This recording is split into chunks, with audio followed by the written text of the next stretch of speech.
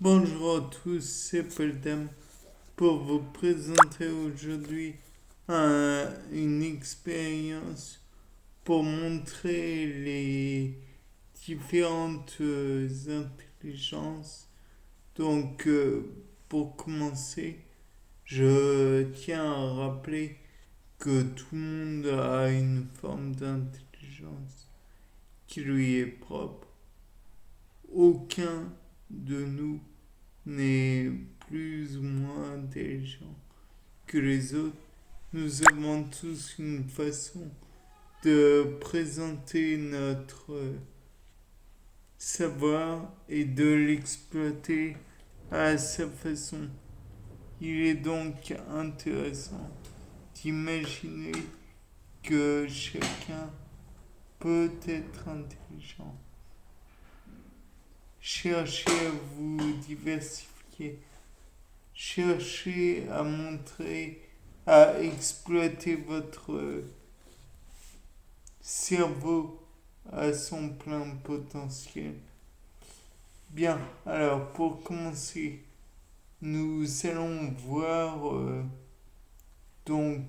comment réagit un cerveau face à un problème des huit sortes, donc intrapersonnel, interpersonnel, kinesthésique, logico-mathématique, verbal, spatial, musical, naturaliste. Il y a des tas de façons de voir comment réagit le cerveau. Et donc voici les huit types de problèmes. Maintenant, on pourrait aussi envisager de le faire avec des électrodes placées sur la tête pour voir où va l'afflux de glucose, puisque j'imagine que le glucose va aller principalement vers la zone du cerveau qui en a le plus besoin, non pas en délaissant les autres, mais en mettant en en avant la plus grande consommation du cerveau. On pourrait voir comment celui-ci va réagir face à un problème.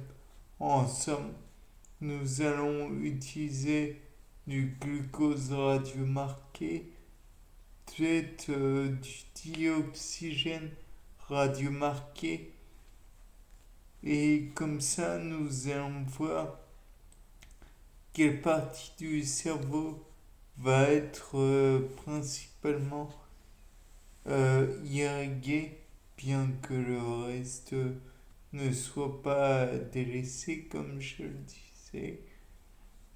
Nous pouvons espérer aussi que si la personne sait manipuler son corps, par exemple, elle pourrait résoudre la chose en faisant, par exemple, des manipulations du vélo d'appartement, par exemple, ou que sais-je.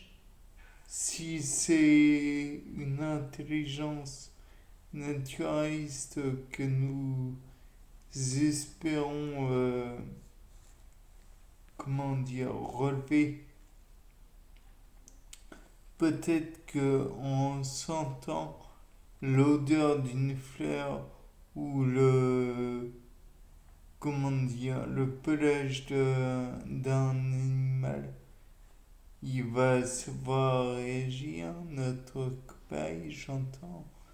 Si il est face à une partition de musique, peut-être pourra-t-il plus ou moins jouer d'un instrument ou lire la partition en question.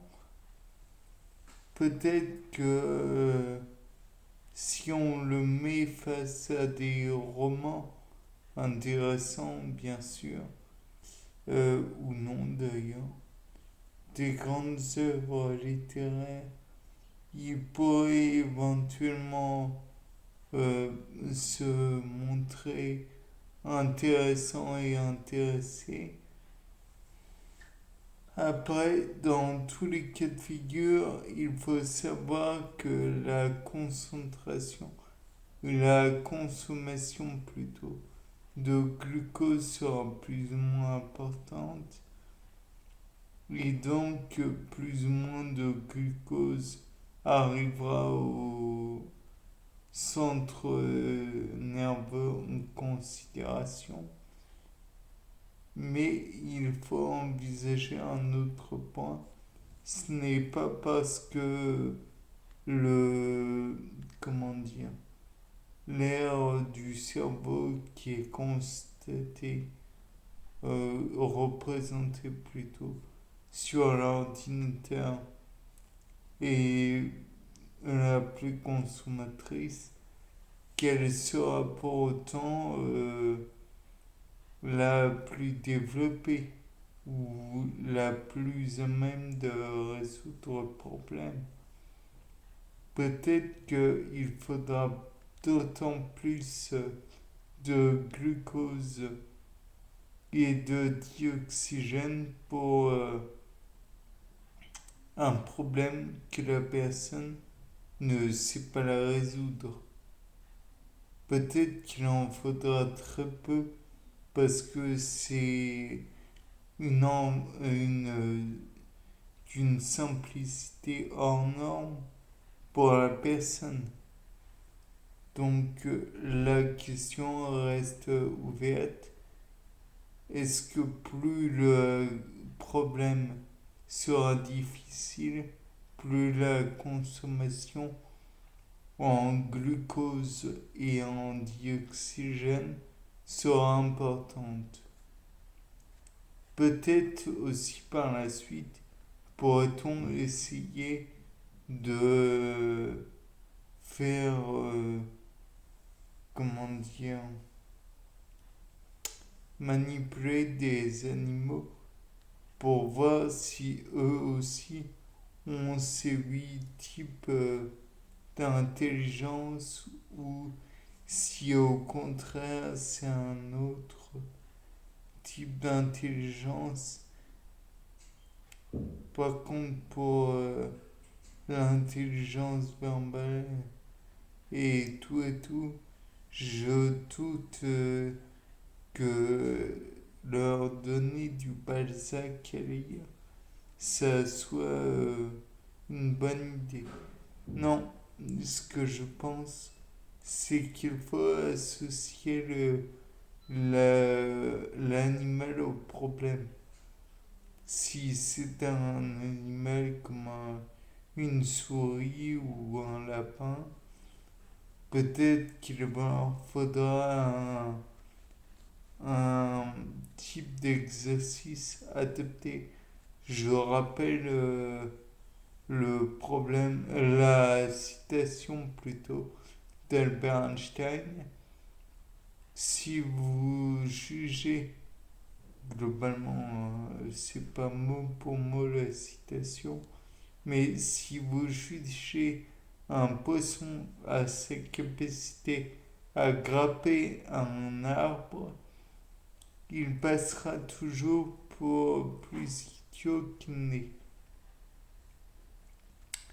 Et donc, le fait est qu'il faut euh, mettre un problème adapté à chaque animal. Si on fait, sinon, eh bien, le résultat sera très négatif. Tout comme on pourrait essayer de mettre...